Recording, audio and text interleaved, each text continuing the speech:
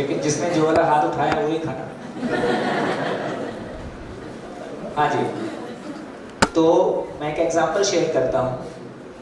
देखिए, ये एक ऐसा कॉन्सेप्ट है जो मैं बात आपके सामने शेयर करने जा रहा हूँ। ये एक ऐसा कॉन्सेप्ट है, अब तक हमने परंपरा के रूप में ये माना है कि ज्ञान निर्वचनीय है, अव्यक्त है। इसलिए ज्ञान गूंगे का गुड़ है, इसलिए उसको बोला नहीं जा सकता है, वो स्वांतः सुखा है, उसको महसूस कर सकता है।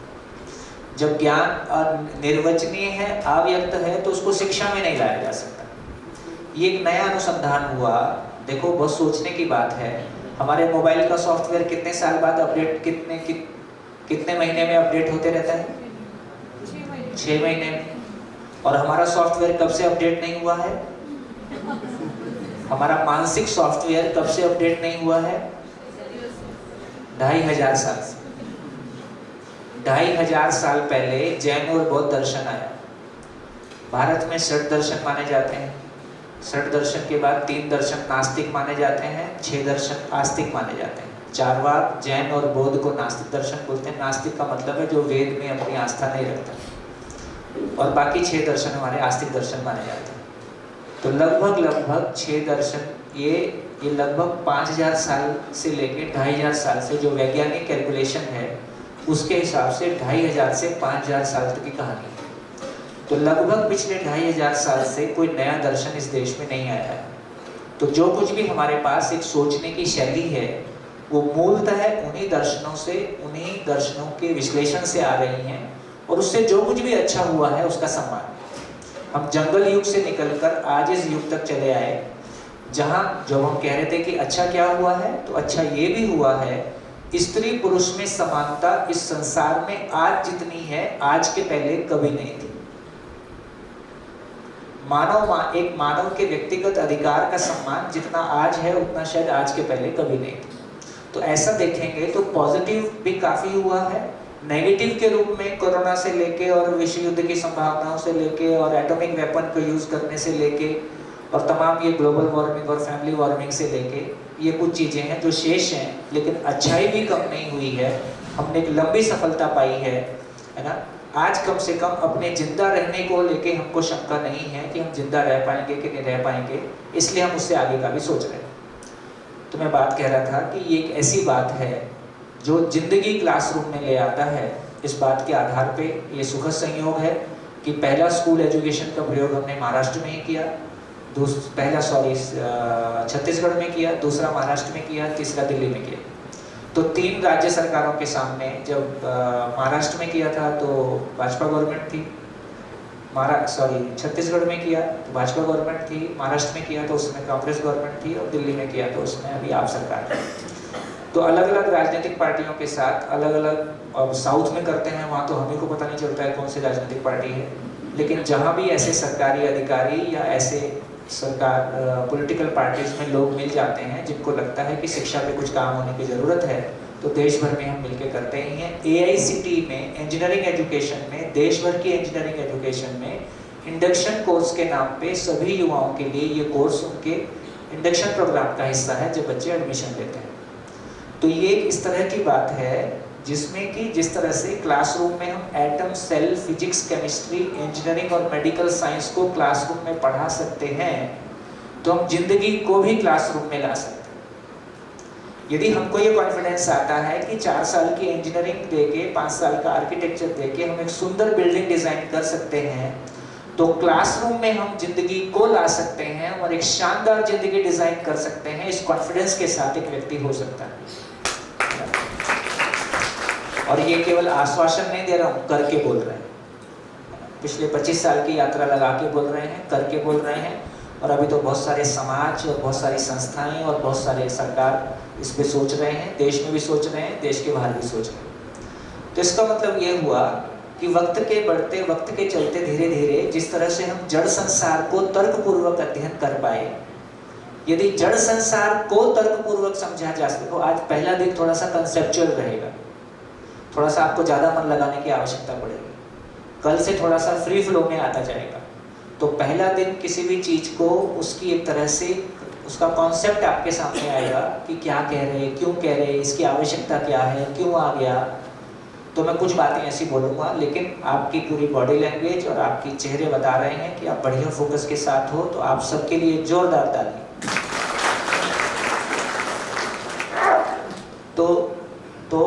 तो हाँ, तो ये कह रहे हैं कि इसका मतलब ये हुआ कि यदि एटम को साइंस में कोई आपसे मनवाता नहीं है, साइंस में यदि आइंस्टीन का नियम पे काम करता है तो आइंस्टीन को अगरबत्ती दिखाना नहीं पड़ता है, हे आइंस्टीन ध्यान रखना तुम्हारे नियम का प्रयोग कर रहे हैं, है ना। और आइंस्टीन का नियम होता है कि आइंस्टीन के द्वारा खोजा गया नियम होता है, आइंस्टीन का नियम नहीं होता है। नियम तो नेचर में पहले से था ही, नियम तो नेचर में पहले से था ही, तो पूरी सृष्टि में नियम है ही। पूरी सृष्टि में मानव इस धरती पे आया, उसमें मानव का कोई योगदान नहीं है, उसमें किसी धर्म का, किसी व्यक्ति का भी कोई योगदान नहीं है। तो इस सृष्टि में मानव प्रकट हुआ, प्रकृति विधि से प्रकट हुआ, इवोल्यूशन हुआ, उसको धीरे धीरे समझेंगे। लेकिन ये तो समझ में आता है कि नियम, जब नियम के बारे में कह रहे हैं तो नियम के बारे में एक ही चीज बोली जाती है कि जो कभी परिवर्तन ही नहीं होता उसका नाम नियम है, जो शाश्वत होता है उसका नाम नियम है। इसलिए नियम सार्वकालिक होता है, सार्वदेशिक होता है, सार्वभौमिक होता है। सार्वभौमिक मतलब सभी मानव के लिए, सार्वकालिक मतलब हर काल में, सार्वदेशिक मतलब हर देश में, हर देश में, हर काल में, सभी मानव के लिए, जो कभी नहीं बदलता है, उसका नाम सच्चाई है, उसका नाम नियम है। इसका मतलब ये हुआ कि जब आइंस्टीन का नियम कह रहे हैं तो कोई वैज्ञानिक नियम नहीं बनाता है, कोई महापुरुष भी नियम नहीं बनाता है। क्या लगता है? महापुरुष चैतन्य नियम को पहचानता है, साइंटिस्ट जड़ नियम को पहचानता है। ये बात से सहमत है? यदि ये बात से हमारी सहमति बनती है तो फिर हमारा इस बात पे भी ध्यान जाएगा। तो इसका मतलब ये हुआ, जो कुछ भी आज तक सारे दर्शन हमारे पास उपलब्ध हैं और विश्व की सारी विचारधाराएं उपलब्ध हैं, ये कुल मिला के इस सृष्टि में घटते हुए घटनाक्रमों का इंटरप्रिटेशन है, विश्लेषण है। ये बात आप तक पहुंची? फिर से बोलता हूँ, काम की बात। इससे ना हमको समझने में आसान, जब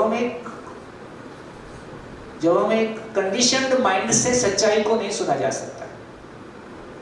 बात पहुंची? कंडीशनड माइंड से सच्चाई को नहीं सुना जा सकता है, उसके लिए पहले अपने खिड़की दरवाजे थोड़ा खोलने पड़ेंगे। तो हम जिस बात को सुनने जा रहे हैं वो अपने आप में सार्वकालिक है, सार्वदेशिक है, सार्वभौमिक है। लेकिन यदि मेरा माइंड कंडीशनड है तो मैं उस बात को सुन नहीं पाऊंगा। इसलिए थोड़ा सा आपकी खिड़कियां खोलने के लिए कुछ कह रहा हूँ। तो इसका मतलब ये हुआ कि ये सृष्टि अपने आप में नियम से है, और यदि ये सृष्टि नियम से है तो मानव भी किसी नियम से प्रकट हुआ है। मानव के लिए भी कोई नियम लागू होता है। देखो, पूरे संसार के सभी मानव की किडनी का डॉक्टर एक है कि अलग अलग है?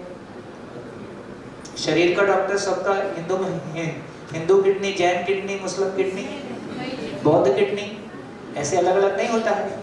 तो शरीर की एनाटॉमी पूरे विश्व के सभी मानव के लिए एक है, इसलिए उसकी एजुकेशन भी ऑब्जेक्टिव है, इसलिए क्लासरूम में उसको लेके आ पाए।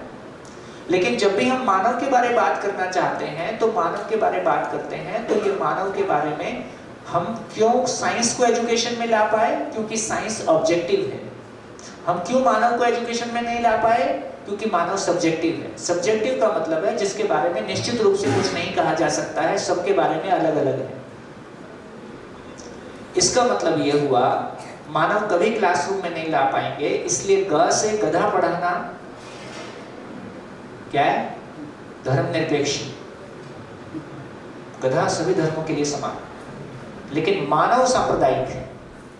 और मानव के लिए जब भी कुछ पढ़ाना चाहेंगे तो किसी इज्म से, किसी धर्म से लेके आएंगे तो बाकी धर्म वाले उसका विरोध करेंगे और ये नहीं चलेगा। इसलिए पूरी एजुकेशन में जिसके लिए एजुकेशन है उसकी कोई चर्चा नहीं है, बाकी सबकी चर्चा है। पूरी एजुकेशन में क्या चीज की चर्चा है? एटम की है, फिजिक्स की है, केमिस्ट्री की है, मशीन की है, बायोलॉजी की है, ना भेड़ की भी है, बकरी की भी है, धरती की भी है, आसमान की भी है। मानव है ना। हम लोग जब स्कूल में पढ़ते थे, आपको भी याद होगा कि जब कोई क्वेश्चन, एक्स्ट्रा क्वेश्चन आ जाता था आउट ऑफ सिलेबस क्वेश्चन आता था तो हम लोग प्रिंसिपल के पास जाते से उस पर ग्रेस मार्क्स मिलते थे। कितने लोग को याद है?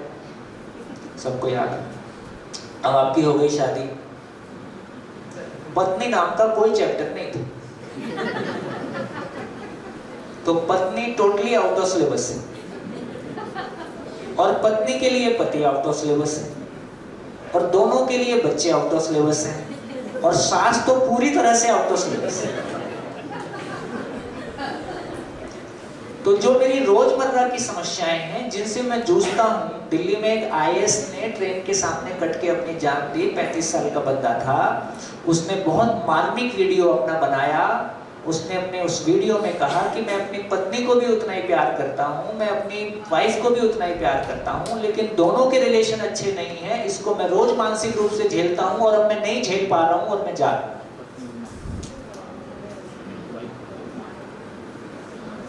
तो जहां मेरी रोजमर्रा की समस्याएं हैं उनके सॉल्यूशन मेरे पास नहीं है। तो मैं ये कहना चाहता हूं, तो इसका मतलब ये हुआ कि जब तक, यदि हम एजुकेशन की बात कर रहे हैं तो 20 साल 6 घंटे रोज मैं किसी क्लासरूम में बैठता हूं। अब 20 साल 6 घंटे रोज में क्या दिया जाए कि किसी शिविर की आवश्यकता ना पड़े? कैसा रहेगा? अभी स्वस्थ रहना तो एक बाबा, मन की शांति दूसरा बाबा, बच्चा चाहिए तीसरा बाबा, प्रमोशन चाहिए चौथा बाबा, और मरने जा रहे हैं तो 5वां बाबा। अच्छी बात है, मैं गलत ऐसा नहीं बोल रहा हूँ, लेकिन इस बात की तो आवश्यक, एक बच्चे को समझाना ज्यादा आसान है कि आपकी उम्र के लोगों को समझाना ज्यादा आसान है? एक बचपन में एक आदमी की कंडीशन नहीं है, वहां उसको सही चीज पहुंचाना बहुत आसान है। इस उम्र में जिंदगी के इतने झटके खा चुके हैं कि जिंदगी के प्रति वो आत्मविश्वास ही हमारा खो जाता है।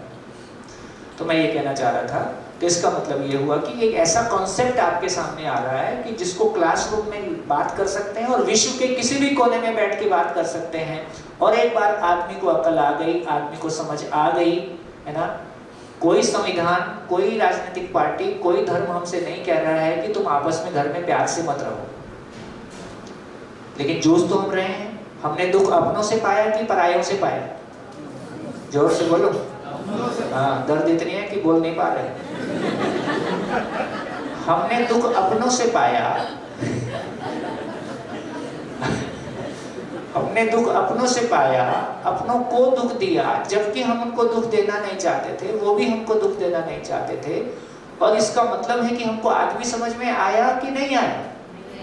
हमको आदमी समझ में नहीं आया। सारी पीएचडी करके हमको आदमी समझ में नहीं आया। ये पढ़े लिखे लोगों के बीच में पति पत्नी के झंझट और ज्यादा है। पति पत्नी का नाम इसलिए बार बार बीच में आता है, ज्यादा जोक पति पत्नी पे इसलिए बनते हैं कि जहां हमको एक दूसरे से बहुत प्यार से जीने की अपेक्षा थी, वहां नहीं जी पा रहे हैं, तो अपने गम भुलाने के लिए चुटकुले बना रहे हैं। ठीक है ना? क्योंकि भाई के साथ नहीं बनती है तो दूरी बना सकते हैं, बच्चों के साथ नहीं बनती है तो दूरी बना सकते हैं। पति पत्नी वो रिश्ता है जहां दूरी बनाना भी झेलने जैसे है।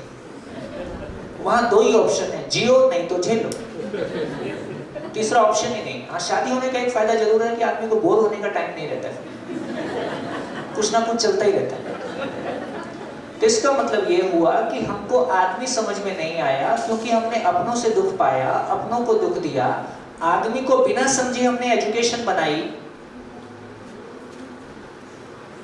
स्ट्रक्चर क्यों खाली पड़े, ये सोचने की बात है। पूरे देश में 50% इंजीनियरिंग कॉलेज, 70% इंजीनियरिंग कॉलेज खाली हैं, 30% बीएड कॉलेज भी खाली हैं, और आगे आगे और खाली होते जाएंगे। इसका मतलब ये हुआ कि लोगों ने पहचान लिया कि हमारे लिए उपयोगी नहीं है ये एजुकेशन। आज आईआईटीज में भी सीट खाली रहने लगी हैं। तो इसका मतलब ये हुआ कि यदि सिस्टम नहीं सोचेगा, समाज और धर्म नहीं सोचेगा, तो लोग सोचेंगे। और कम से कम इतना तो, अभी मैं कहाँ था तो वहां बता रहे थे कि अमेरिका में चर्च बिक रहे हैं। ये पूरे विश्व का एक सर्वे है कि आने वाली पीढ़ियों में सभी साधनाओं में साधकों की संख्या लगातार घटती जा रही है विश्व में। ये विश्व का डाटा है। अभी हमने पीछे गंगोत्री में शिविर किया था, तो गंगोत्री के जो महाराज थे वो बता रहे थे कि कोरोना काल के बाद तो अब यहाँ साधक है ही नहीं, जबकि गंगोत्री वो जगह थी जहाँ किसी भी समय में साधकों की संख्या बनी रहती थी। तो लगभग ये पूरे विश्व में एक जैसा है कि सभी परंपराओं में साधकों की संख्या तेजी से घट रही है और आने वाली पीढ़ी धर्म की तरफ कम जा रही है, धार्मिक जगहों में कम जा रही है। फिर ठीक है कि उसमें और फिर बहुत सारे चेंजेस होंगे। तो इस सारी बातों का इतना ही मतलब हुआ कि यदि हम क्लासरूम में जिंदगी नहीं ला पाएंगे तो बाद में जिंदगी देना इतना मुश्किल है कि बाद में जितनी चोट हम खा लेते हैं फिर तो हमारी कंडीशनिंग ही बदल जाती है। तो एक कंडीशनिंग आपको शेयर करता हूँ। एक माँ बाप ने शिविर किया था, उन्होंने अपनी बेटी को, वो बेटी ने शादी करने से मना कर दिया, तो माँ बाप काफी परेशान हो गए। इसको मैं अधिकांश शिविरों में भी शेयर कर रहा हूँ, तो इससे ऑडियंस को अपनी मान्यताओं को जांचने का मौका मिल जाता है और हम किसी सॉल्यूशन को और गहरे होकर सोच सकते हैं। तो अहमदाबाद में हमने एक वर्कशॉप किया था और वो गुजरात की ही बेटी रही होगी। तो उसने कहा कि उसके माँ बाप ने उसको ज़बरदस्ती शिविर में भेजा कि शायद हो सकता है शिविर में जाने से उसका माइंडसेट बदल जाए। तो उसने दूसरे दिन ये शेयर किया कि सर मेरी एज 26 साल है। अब आप सोचिए आपके पास क्या सॉल्यूशन है। आपके लिए क्वेश्चन छोड़ रहा हूँ कि मेरी एज 26 साल है, मेरी फिजिकल, मेंटल, इमोशनल नीड्स मेरे फ्रेंड सर्किल में पूरी हो जाती है, इसलिए मेरे को किसी और समाज की जरूरत नहीं। मेरे को बच्चे की जरूरत होगी तो मैं IVF से ले आऊंगी। अब आप बताओ कि मेरे सर में कौन सा खुजली है, उसी के शब्दों में, कि मैं शादी के नाम पे अपनी स्वतंत्रता किसी दूसरे परिवार में जाके गिरवी रख दूं, फिर जॉब करना है कि नहीं करना है मेरे को वो बताएंगे, सूट पहनना है कि साड़ी पहनना है मेरे को वो बताएंगे, है ना। तो मैं मेरी स्वतंत्रता के साथ कंप्रोमाइज करने के लिए तैयार नहीं हूँ। मुझको समझने की जरूरत नहीं है, मैं बहुत क्लियर हूँ। आप मेरे माँ बाप को समझाओ, समझने की जरूरत उनको है कि शादी मेरी जरूरत नहीं। बताइए क्या सॉल्यूशन है आपके पास। और ये प्रॉब्लम आपके घर में भी आने वाली है, ज़्यादा दूर नहीं है। इस पीढ़ी में नहीं है तो अगली पीढ़ी में आ जाएगी। ये बहुत कॉमन है। कितने लोगों को लगता है कि ये बहुत हो सकता है, अभी यवतमाल थोड़ी छोटी जगह है, बाहरी प्रभाव उतने ज़्यादा अभी नहीं होंगे या कम होंगे, फिर भी कितने लोगों को लगता है कि हाँ युवा पीढ़ी 30 के नीचे कितने लोग हाथ उठाओ, 35 के नीचे, 35 के नीचे कितने लोग हाथ उठाओ। तो 35 के नीचे के कितने लोग कह सकते हैं कि मैं जो कह रहा हूँ वो आपकी पीढ़ी में इस तरह का सोच चलता है? हाथ उठाइए। माइक से कोई बोलना चाहे तो बोलिए। माइक से कोई शेयर करेंगे? 35 के नीचे वाला कोई शेयर करेगा? बोलो तो बात करते रहेंगे। करेगा कोई शेयर? है कोई हिम्मत वाला? वो या कहाँ हो? अच्छा तुम ही हो। अच्छा खड़े हो तो बोलो। डर तो लगता है भैया। डर तो लगता है भैया। हमारी शादी के समय में शादी के नाम पे लड्डू फूटते थे मन में, आजकल बम फूटते हैं। कैसा डर लगता है? क्या डर लगता है? रिलेशनशिप का डर लगता है ज्यादा है? ये गर्लफ्रेंड और बॉयफ्रेंड वाला बहुत चक्कर चल रहा है हमारे एज में अभी। क्या चल रहा है?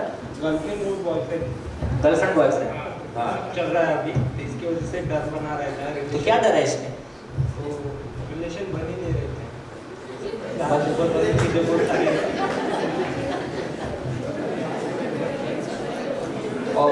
और कोई डर? शादी का रहता है, तो शादी करना तो चाहते हैं, ऐसा नहीं कि नहीं करना चाहते, लेकिन उसमें प्रॉब्लम ज्यादा आने वाले हैं, इस बात का डर बना देता है। ठीक है, वक्त के साथ और चर्चा करेंगे। और ये विश्व का कोई कॉलेज नहीं है जिसमें ये PhD कराई जाती हो कि एक आप अच्छा बताओ, अच्छे पति की कोई परिभाषा होती है? पत्नियों, अच्छे पति की परिभाषा सबकी एक होगी कि अलग अलग होगी? अलग अलग। ऐसा पति कहाँ से ढूंढ, कौन से ग्रह से ढूंढ के लाओ? और अच्छी पत्नी की परिभाषा सबकी एक रहेगी कि अलग अलग होगी? अलग अलग। और सुबह की परिभाषा अलग है, शाम की परिभाषा अलग है। अभी अवतारी पुरुष कहाँ से लाओ?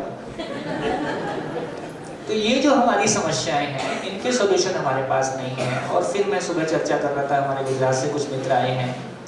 अब राजनीति पे आ जाए। देखो किसी भी धर्म की चर्चा तो किसी हमारे यहाँ कोई जब हम कुछ करा लेते हैं ना, कथा वथा करवा लेते हैं कभी, तब शुरू होती है। बाकी समय क्या चर्चाएं हो रही है, क्या चर्चा होती है, राजनीति की चर्चा होती है। और तीन इलेक्शन हर 5 साल में होना ही है, 3 इलेक्शन हर 5 साल में होना है, लगातार राजनीति की चर्चा होते रहना है। और राजनीति की चर्चा होते रहने का मतलब है, अब बताओ हम सब पढ़े लिखे लोग हैं, कोई भी व्यक्ति अपने वोट का सही उपयोग करेगा ये किस आधार पे निश्चित हुआ? भाई लोकतंत्र का बेस क्या है कि आदमी वोट करेगा, वो सही वोट करेगा, इसको कैसे माना गया? हमने क्या ऐसी समझ दी उसको? भाई इस देश में आईएएस से ज्यादा एम्पावर्ड कोई व्यक्ति नहीं है। आईएएस भी भ्रष्टाचार के मामलों में फंसते हुए दिखाई देते हैं मास स्केल पे, अच्छे लोग सभी जगह होते ही हैं। तो चाहे डॉक्टर है, मैं गुजरात में एक शिविर किया था, मेरे को लगता है वो भी एक मार्मिक बात है।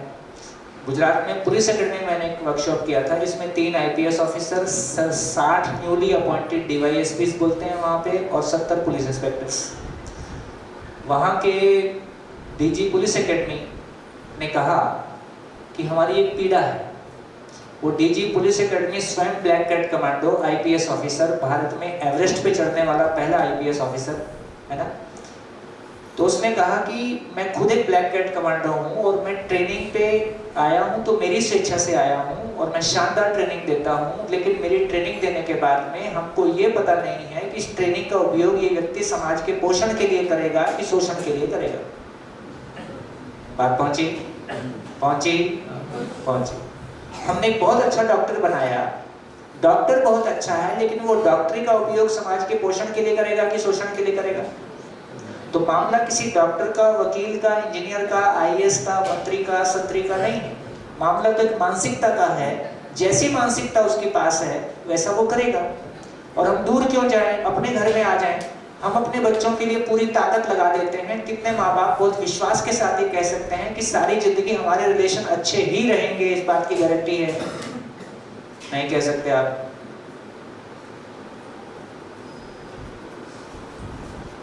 तो इन सारी चर्चाओं का सार क्या निकला? इन सारी चर्चाओं का सार क्या निकला? बोलिए, इन सारी चर्चाओं से क्या निकला? क्या मैंने कहने की कोशिश की? मैंने थोड़ा सा सभा को वार्म अप करने की कोशिश की है। 3 दिन में हम जो बात करने वाले हैं उस तरफ आपका ध्यान दिलाने की कोशिश की है। तो हमने देखा कि राजनीति की अपनी लिमिटेशन है, धर्म की अपनी सीमाएं हैं, शिक्षा की अपनी सीमाएं हैं, परिवार के रूप में हम जैसा चल रहे हैं उसकी सीमाएं भी हमको दिखाई देती हैं। और वक्त के साथ साथ ये सीमाएं बड़े रूप में आने वाली पीढ़ियों के मन में शिक्षा के प्रति, पुलिस के प्रति, न्याय के प्रति, इन तमाम चीज़ों के प्रति विश्वास बढ़ता हुआ दिखाई देता है कि घटता हुआ दिखाई देता है? जोर से बोलो। घटता हुआ। आने वाली पीढ़ियां कैसी होंगी? हम एक परिवार विहीन समाज की ओर बढ़ रहे हैं। आपके लिए, आपकी जानकारी के लिए डेटा और देता है। 2018 में अमेरिका में 40% बच्चे विदाउट मैरिज पैदा हुए। कितने प्रतिशत? 40%। और उसके 20 साल पहले ये 20% थे। इसका मतलब है कि 2040 में 60% बच्चे अमेरिका में विदाउट मैरिज पैदा होने वाले हैं। अब जो बच्चा विदाउट मैरिज पैदा हुआ होगा उसको माँ बाप का प्यार मिलेगा? वो कैसा बड़ा होगा? वो क्लासरूम में गोली नहीं चलाएगा तो क्या करेगा? आए दिन आप सुनते हो ना कि अमेरिका में बच्चे क्लासरूम में गोली चला देते हैं और 10-20 लोग मर जाते हैं। तो इसका मतलब है कि यदि बच्चे को बचपन में इमोशनल कनेक्ट नहीं हुआ, वो बहुत प्यार से, ये आजकल गर्भ संस्कार में इस बात की चर्चा बहुत गहरे में की जा रही है, यदि गर्भ काल के दौरान और गर्भ से बाहर आने के दौरान बच्चा इग्नोर होता है। इग्नोर होता है मतलब वो रो रहा है, कोई ध्यान देने वाला नहीं है, वो कोई बात करना चाह रहा है, कुछ कहना चाह रहा है और कोई सुनने वाला नहीं है, या उसकी बात पे ध्यान नहीं दिया जा रहा है। जितना कोई व्यक्ति अपने आप को इग्नोर्ड महसूस कर, देखो हम लोग के साथ भी तो होता है। हम एक परिवार में हैं जहां हमारी कोई सुनता ही नहीं, तो हमको कैसा लगता है?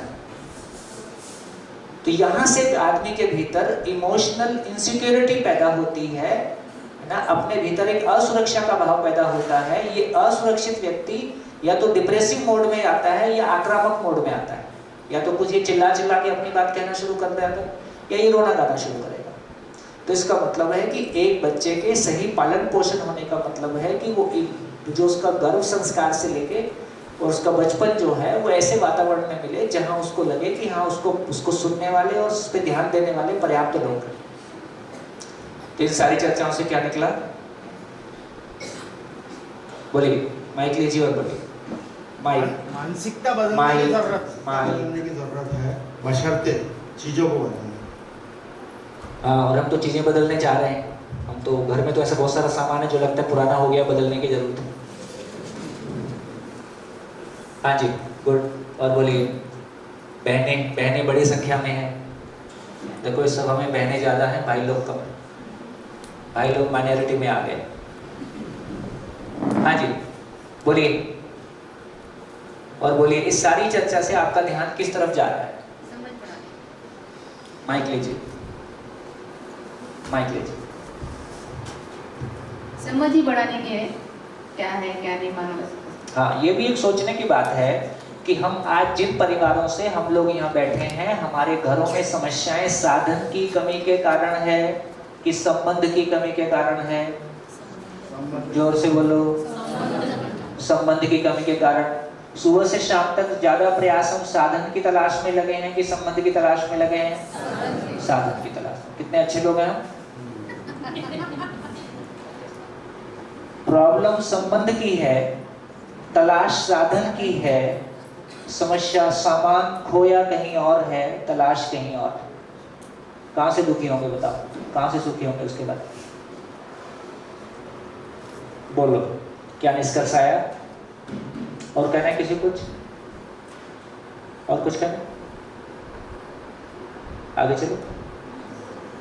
तो देखो इस सारी चर्चा से क्या निकल के आया? इस सारी चर्चा से एक तो ये मैंने ये कहने की कोशिश की कि जो भी मैं कह रहा हूं ये एक नया अनुसंधान है और किसी अनुसंधान को सुनने की भी शर्तें हैं।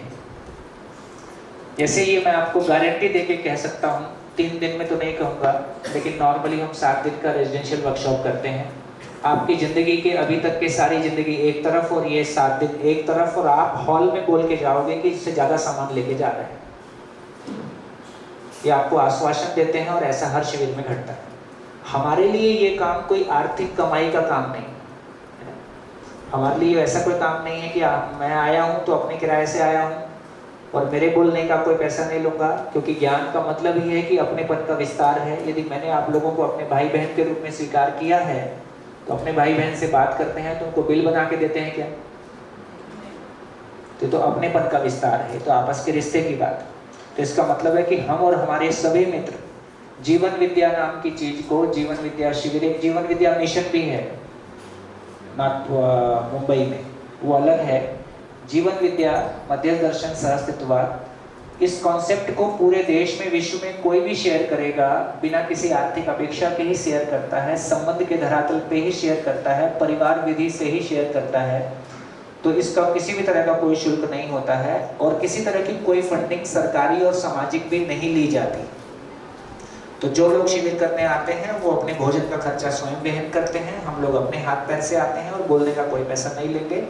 तो हमारे लिए कोई वर्कशॉप करने का ये मतलब नहीं है कि अच्छी होगी तो अगली बार आप फिर बुलाओगे और फिर एक लिफाफा मिलेगा। तो इस बोलने में लिफाफे, तो इसलिए मैं बोलता हूँ, देखो सुनने, अभी जो समाज में बड़ा एक सरकारी कार्यक्रम चलता रहता है, उसमें बोलने वाले को बोलने का पैसा मिलता है, सुनने वाले को सुनने का पैसा मिलता है, लिफाफा बीच में से हटा दो, उसके बाद कितने बचेंगे? तो ओरिजिनल कार्यक्रम।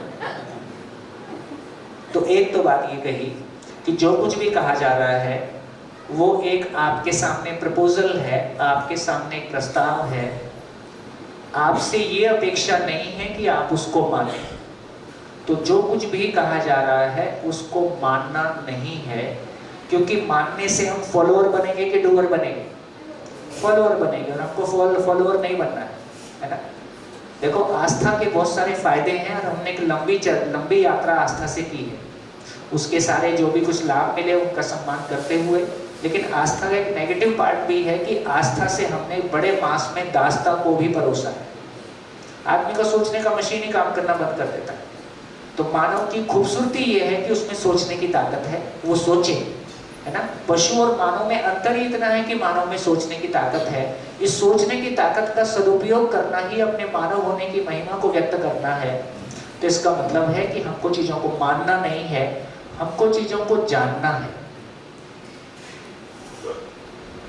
जानना है का मतलब है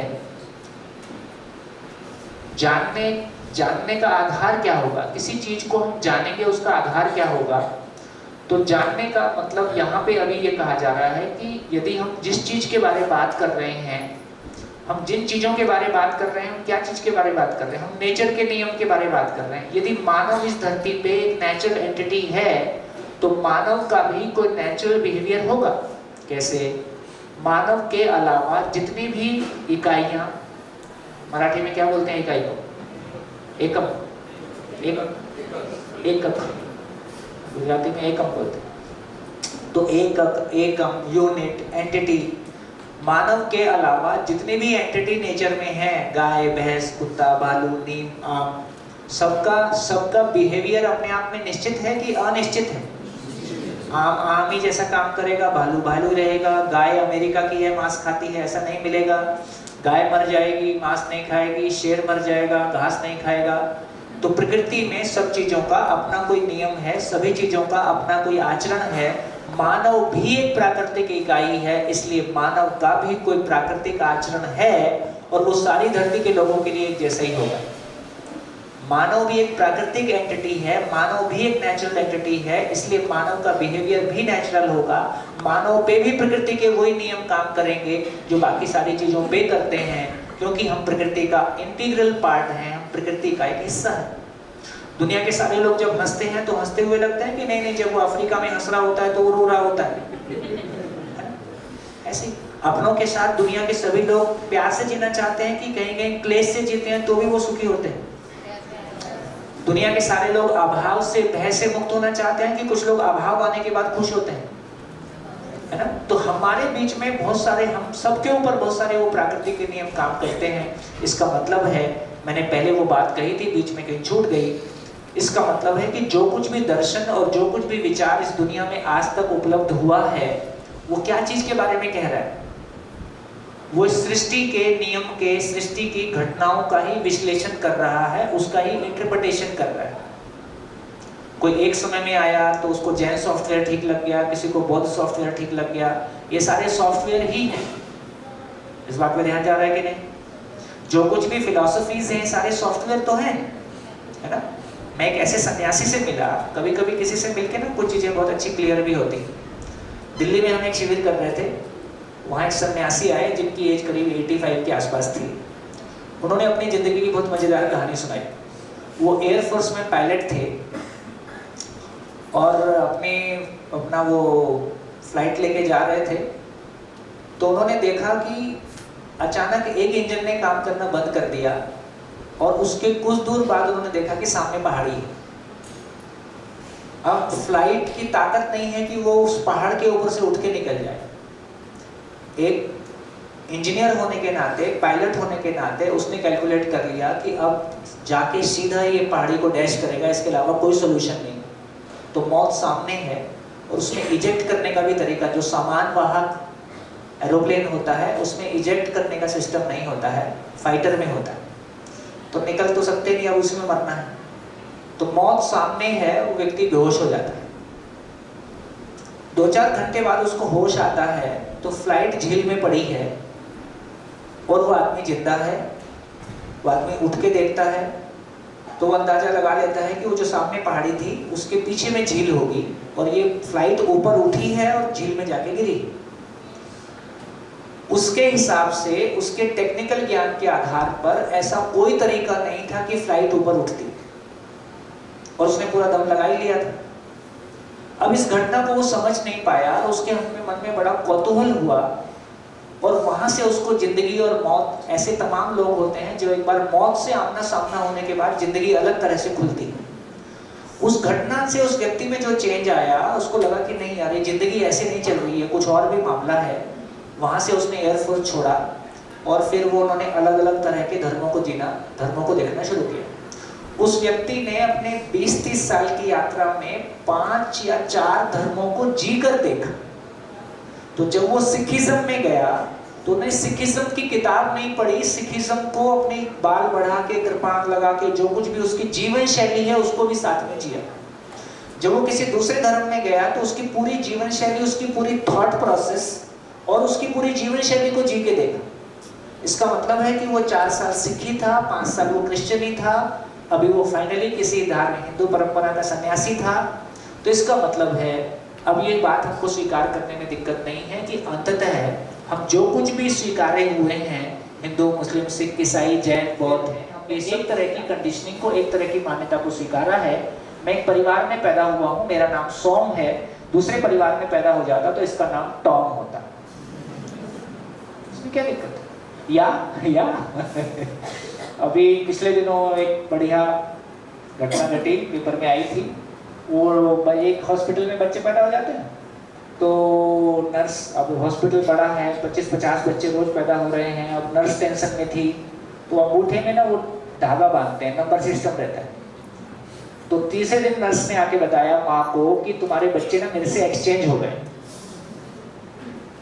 ये घटी घटना तीसरे दिन। फिर माँ ने क्या किया होगा? है जो है वो रहने दो। हाँ, यही हुआ। बोले अब जो है यही सही है। तो तब से मेरे को समझ में आया जो हॉस्पिटल में पैदा हुए हैं इनके बारे में कुछ नहीं कहा जा सकता। कितने लोग हॉस्पिटल वाले हैं? सुनते ही झटका लगता है, अच्छा ऐसा भी हो सकता है क्या? तो इसका मतलब ये हुआ, ये अपने आप में बहुत सोचने लायक बात है। ये अपने आप में बहुत सोचने लायक बात है कि जानने के लिए मेरे पास पूंजी क्या है। जानने के लिए मेरे पास पूंजी के रूप में कल्पनाशीलता है, पावर ऑफ इमेजिनेशन है। मेरे पास कल्पनाशीलता है, वो जैसा मैं मानता हूँ वैसा कर्म करने की स्वतंत्रता है। मेरे पास कल्पनाशीलता है, कर्म स्वतंत्रता है, और जैसा मैं मानता हूँ। और हमारा सॉफ्टवेयर कैसा है? 2500 साल पुराना है, 2500 से 5000 साल पुराना है। तो इसका मतलब ये हुआ यदि बहुत कोर रियलिटी में जाएंगे तो क्या पता चलेगा? तो इतना ही पता चलेगा कि मैं इस प्लेनेट पे हूँ, इस सोलर सिस्टम में इस प्लेनेट के अलावा और कहीं मानव नहीं है। और इस प्लेनेट पे जो हम मानव हैं, ये जब आदमी गुफा में था तो वो कौन से धर्म का था? जब आदमी गुफा में था तो कौन सा धर्म का था? तो इसका मतलब है कि तमाम धर्मों का इतना ही मतलब है, किसी भी काल में कुछ लोग आए जो उस वक्त से बहुत आगे सोच रहे थे, जिन्होंने हमको वहां से खड़े होके बेहतर जीने की राह दिखाई, और इन लोगों की राह पकड़ के हम आज तक यहाँ तक चले आए।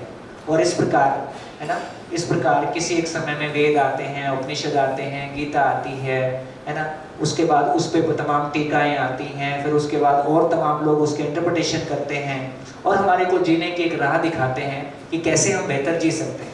तो यदि ऐसा हमारे ध्यान में जाता है तो ये समझ में आया कि पूरी धरती के सभी मानव के पास एक चीज है कि जो उसके पास कल्पनाशीलता की ताकत है ना, एक चीज है जो उसके पास कल्पनाशीलता की ताकत है।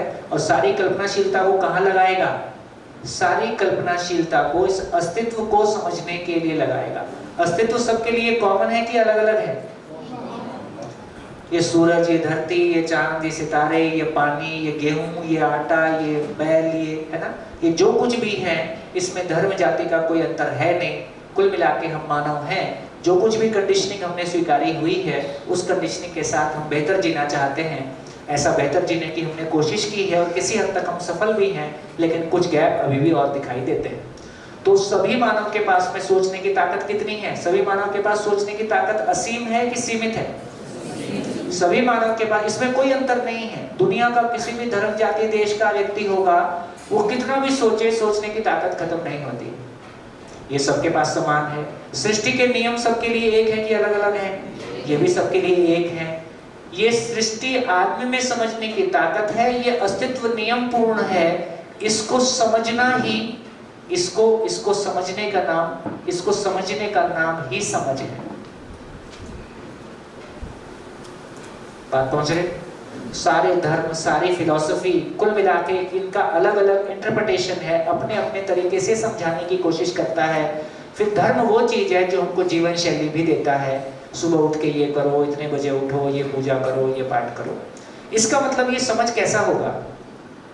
यदि हमने सही मायने में अस्तित्व को समझा, नेचर को समझा, तो उसको समझा तो वो यूनिवर्सल होगा कि नहीं होगा? वो यूनिवर्सल होगा। यूनिवर्सल होगा, वो नियम है तो वो लॉजिकल भी होगा, तर्कपूर्ण भी होगा। वो तर्कपूर्ण होगा, वो यूनिवर्सल होगा, लॉजिकल होगा, तो वो अंडरस्टैंडेबल भी होगा। उसको समझ सकते हैं। अंडरस्टैंडेबल होगा तो लिवेबल भी होगा, उसको जी भी सकते हैं। इसका मतलब कुछ ही लोग जिएंगे कि सभी जिएंगे? सब जिएंगे, तो रेप्लिकेबल भी होगा। रेप्लिकेबल है, हेंस वेरीफाइबल है। यहां पे इस क्लासरूम में आ गए। देखो विज्ञान की हमारी मान्यता इतनी गहरी क्यों हो गई?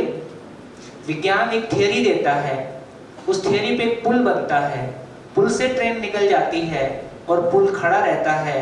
तो अब ये प्रमाणित हो गया कि थियरी ठीक थी। हमको एक मोबाइल मिलता है, हम एक नंबर लगाते हैं, सामने वाले व्यक्ति की आवाज सुनते हैं, हम पहचान लेते हैं कि ये वही है।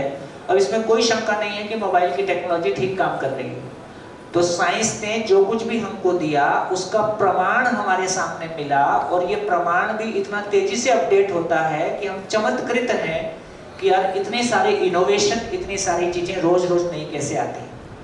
लेकिन जब हम कह रहे हैं कि हम आत्मा परमात्मा की समझ रखते हैं, है ना, हमारे घर में जैसा हम जी रहे हैं उसको देख के क्या बोले? आत्मा। विवाह क्या होता है? दो आत्माओं का मिलन। और मिलते समय आत्मा पकड़ में आए कि शरीर पकड़ में आए? मिलते समय तो शरीर पकड़ में आया। तो हमारी आस्था है कि मानव में आत्मा होती है, हमारी आस्था है कि कोई परमात्मा होता है, लेकिन हमारी जीवन शैली को देखकर हमारे बच्चों को लगता है कि इनको किसी आत्मा परमात्मा का पता है। क्या समझ में आ रहा है? मोहल्ले में कितने इंजीनियर मिलेंगे? बहुत सारे मिलेंगे। यवतमाल में कितने हैं जो आत्मज्ञानी हैं? अभी बहुत मुश्किल है। जबकि आत्मज्ञान का कोर्स कितना पुराना है? हजारों साल पुराना। इंजीनियरिंग का कोर्स कितना पुराना है? कुछ ही साल का। चाहे ये लोअर लेवल का है, ये थोड़ा जड़ से संबंधित है, आत्मा थोड़ा ऊंची बात है, फिर भी हमने साल भी तो बहुत लगा लिए। उससे हमको बहुत कुछ मिला भी है, मैं नहीं कह रहा हूं कि नहीं मिला है, लेकिन जो गैप है उसको भी हमको पहचानने की जरूरत है और आगे जाने की जरूरत है। तो इससे ये समझ में आया, यदि समझ होगी, यदि सही अर्थों में अस्तित्व सबके लिए एक है, सभी में समझने की ताकत एक जैसी है, तो आज समझे या कल समझे, जब भी समझेगा तो समझ यूनिवर्सल होगा, समझ लॉजिकल होगा, वो अंडरस्टैंडेबल होगा, उसको समझा जा सकता है, उसको जिया जा सकता है, सभी समझ सकते हैं, सभी जी सकते हैं। इसका मतलब वेरीफाइबल है। साइंस में साइंस की स्थापना कैसे हो गई? कोई भी प्रयोग करोगे लेबोरेटरी में सेम रिजल्ट बार बार आएगा। यदि सेम रिजल्ट बार बार आता है तो हम कहते हैं कि हैंस प्रूव्ड। लेकिन हम किसी आदमी की जिंदगी में चेतना को कैसे प्रूव करेंगे? यहाँ की गाड़ी फंस जाती है ना। यदि मानव कोई बात को समझा है तो इसलिए सूत्र यहाँ पे क्या लगेगा? इसलिए सूत्र यहाँ पे यह लगेगा कि समझना स्वयं में होता है और समझ को जीना परिवार में होता है। ये उसका वेरीफाइंग का फ्लोर है। समझना स्वयं, समझेगा कौन? समझेगा कौन? मानव। समझा है, इसका प्रमाण कहाँ मिलेगा? परिवार में। परिवार का मतलब केवल खून का ही परिवार नहीं है, जहाँ हम काम कर रहे हैं वो भी हमारा वर्क प्लेस भी हमारा परिवार है। तो इसका मतलब ये हो गया कि मेरे खून के रिश्ते में और मेरे 9 घंटे जहाँ गुजर रहे हैं वहाँ मेरे जीने में उसका प्रमाण मिलेगा। यदि जीने में प्रमाण मिल गया तो नैया पार हो गई। जीने में क्या प्रमाण मिलेगा? जीने में क्या प्रमाण मिलेगा? देखो सारी बातें एक बार फ्रेम पूरा ला लेते हैं, फिर चर्चा करते हैं। यदि एक मानव समझ पाया, यदि एक मानव समझा, तो हम कैसे पहचाने? मैं कैसे पहचानूं कि मैं समझ गया हूं? व्यवहार तो दूसरों से करूंगा। मुझको कैसे पता चलेगा कि मैं समझ गया हूं? मुझको अपने में भी तो पता चलना चाहिए, व्यवहार से भी पता चलेगा, लेकिन मुझको अपने में कुछ पता चलेगा कि बिल्कुल कुछ पता नहीं चलेगा और केवल दूसरे से ही पता चलेगा? है? समाधान मिलेगा। तो बेसिकली यदि मानव में कोई समझ आई है तो उसमें समाधान होगा। समाधान को मराठी में क्या बोलते हैं? समाधान बोलते हैं। उसमें समाधान होगा, और समाधान का सीधा मतलब है कि वो अपने आप में फिर कैसा रहेगा? बहुत आराम में रहेगा। कुछ भी प्रॉब्लम उसके सामने है ही नहीं, आराम ही आराम है। तो इसका मतलब है यदि एक मानव में समाधान है, एक मानव को समझ बनी है, तो हमेशा समाधान के साथ में रहेगा, और समाधान ही सुख है, वो दुखी नहीं रहेगा। यदि एक परिवार में सभी समझ गए तो इसका प्रमाण क्या होगा? परिवार में कोई गिला शिकवा शिकायत होगा? है ना? परिवार में गिला शिकवा शिकायत भी नहीं होगा, और परिवार में कोई वस्तु का अभाव भी नहीं होगा। तो इससे ये समझ में आया कि यदि एक परिवार समझ गया तो परिवार में संबंध में तृप्ति होगी, उसमें सारे संबंधों में तृप्ति होगी, उसमें कोई शिकायत नहीं होगी, और उसकी मानसिकता में अभाव से मुक्ति होगी। संबंध की तृप्ति हो जाए, अभाव से मुक्ति हो जाए। और एक समाज में सारे परिवारों को समझ में आ गया तो क्या होगा? एक परिवार में एक समाज में सारे परिवार, समाज क्या है? परिवारों का समूह है। एक समाज में सबको समझ में आ गया तो क्या होगा? सारे परिवार ही शिकायत मुक्त हो गए, अभाव मुक्त हो गए, तो समाज कैसा होगा? भय मुक्त होगा। और यदि मानव समाधान के साथ होगा तो फाइनली वो प्रकृति के साथ कैसा जिएगा? तो प्रकृति के साथ संतुलन होगा। देखो, ये वो मापदंड हैं। फिर से लौट के आते हैं। तो क्या कोई व्यक्ति होगा जो कभी कभी, हम हमेशा खुश रहना चाहते हैं कि कभी कभी खुश रहना चाहते हैं? हमेशा नहीं, संडे है आज तो दुख हो जाए, आज संडे है मेरा दुखी होने का मन है। तो इसका मतलब यह हुआ कि संसार में कोई भी आदमी दुखी होना नहीं चाहता है, वो हमेशा खुश रहना चाहता है। यदि उसके जीवन में कोई भी दुख है तो कोई ना कोई कमी उसके जीवन में बनी हुई है, जिसको दूर करने की कोशिश वो करता रहता है। इसका मतलब है एक मानव की पूर्णता क्या है? एक मानव अपने आप को कंप्लीट महसूस करे, मैं सब कुछ को समझ गया, जिंदगी सफल हो गई, मजा आ गया। तो कब महसूस कर पाएगा? जब वो हमेशा खुश है, हमेशा खुश है। अभी मेरी खुशी खत्म ही नहीं होती है, ऐसे ही तो मैं चाहूंगा। भाई मेरे सपने में भी किसी ने मेरे को धोखा दे दिया, सपने में भी किसी से लड़ाई हो गई, तो फिर कैसा लगता है ना? उठने के हार्ट बीट वहीं बढ़ जाता है सपने में, है ना? और उठ के बड़ी शांति लगती है कि नहीं, सपना ही था, असली में नहीं हुआ है ना? तो इसका मतलब ये हुआ कि एक मानव की पूर्णता है कि वो हमेशा खुश रहे। इससे ज्यादा हो नहीं सकता। अंदर की परिस्थितियां हो कि बाहर की परिस्थितियों में हमेशा खुश रहना चाहता हूं। एक परिवार की पूर्णता क्या है? एक परिवार अपने आप को हमेशा पूर्ण महसूस करे। अभी चाहे कल्पना में बात कर लेते हैं। अभी आप इसकी चिंता मत करो कि होगा कि नहीं होगा, कैसे होगा, उसकी चिंता मत करो। पहले सोच के तो देख लेते हैं एक परिवार की पूर्णता क्या है।